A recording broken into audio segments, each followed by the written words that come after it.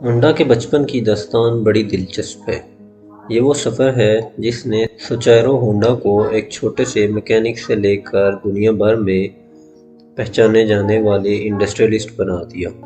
سوچیرو Honda کا سفر ایک چھوٹے سے گاؤں سے شروع ہوتا ہے جہاں ان کا بچپن گزرا۔ ان کے دل میں گاڑیوں اور مشینز کے لیے شوق پیدا ہو گیا تھا۔ بچپن سے ہی انہوں نے سمندری جہازوں اور مشینز کے تجربے کرنے کا شوق رکھنا شروع کیا۔ لیکن بچپن کے خوابوں کو پورا کرنے کے راستے مشکل تھے۔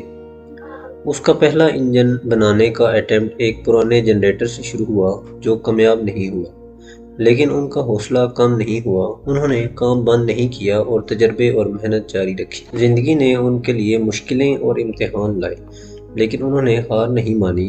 انہوں نے اکثر میکینیکل کام کرتے ہوئے وقت گزارا اور اسی بیچ انہوں نے موٹرائزڈ بائی سائیکلز اور موٹر سائیکلز کی طرف رخ کیا۔ اس سفر میں ہونڈا نے کبھی ہار نہیں مانی۔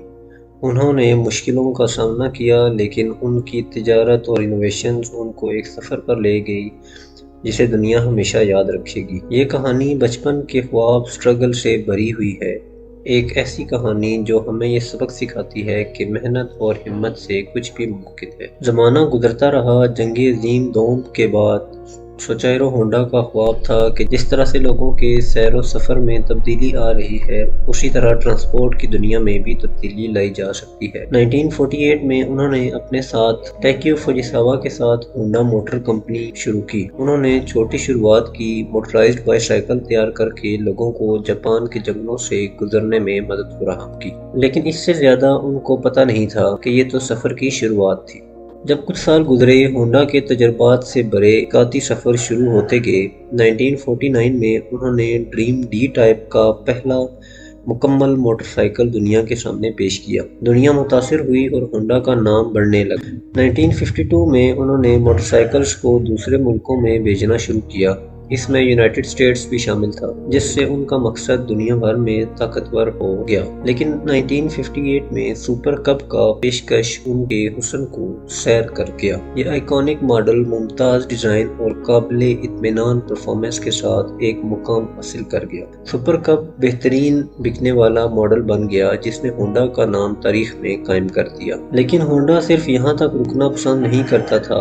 1963 میں انہوں نے T360 کے ساتھ آٹو موبائل دنیا میں قدم رکھا۔ اس نے ہونڈا کو کار مینوفیکچرنگ میں شامل ہونے کا راستہ دکھایا اور جلد ہی روڈز ہونڈا کی تجارت کے آغاز کی گواہی دینا شروع ہو گئی۔ 1970s میں افسانے کی پیدائش ہوئی۔ ہونڈا سیوک، جو 1972 میں متعارف کی گئی، اپنے چھوٹے اور غیر اتفاقی ڈیزائن اور فیول ایفیشنسی کے ساتھ دنیا بھر میں چرچا میں آئی۔ موٹر سائیکل شوقین بھی پیچھے نہیں رہے جب CB 750 جیسے ماڈلز نے پرفارمنس کی حد پار کر لی۔ پھر آیا 1989، ایک ایسا سال جس میں VTEC انجن ٹیکنالوجی کا آغاز ہوا۔ یہ انوویشن انجن کی ایفیشنسی کو نئے عروج پر لے گئی اور ڈرائیونگ کے شوقینوں کے دلوں میں جگہ بنا لی۔ اس وقت ہونڈا کی luxury division Acura United States میں آئی۔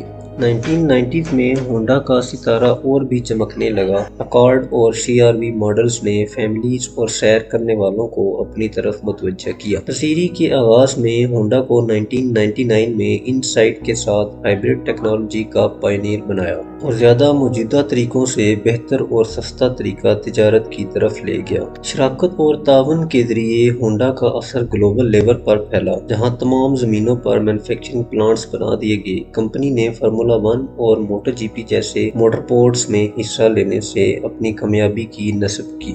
لیکن ہونڈا کی کہانی صرف مشینز کی نہیں تھی، یہ لوگوں کی تھی۔ یہ تبدیلی اور مستقبل کو گلے لگانے کی اور مستقبل کو دیکھنے کی تھی۔ ہونڈا کی مضبوط کمٹمنٹ اصل میں 2002 میں نظر آئی جب انہوں نے FCX کو پیش کیا، ایک ہائیڈروجن فیول سیل وہیکل۔ صاف طریقوں کے ارادے نے ہونڈا کو الٹرنیٹیو فیولز کو ایکسپلور کرنے میں مدد فراہم کی۔ ان کی لگن اور محنت نے انہیں آگے بڑھنے میں مدد دی۔ ان کی پیشہ ورزی اور جذبے نے انہیں آٹو موبائلز اور ٹیکنالوجی کے علم میں پیچھے نہیں رہنے دیا۔ ہونڈا کی کامیابی کا راز ان کے جذبات، امتحانات اور لگن میں چھپا ہوا تھا۔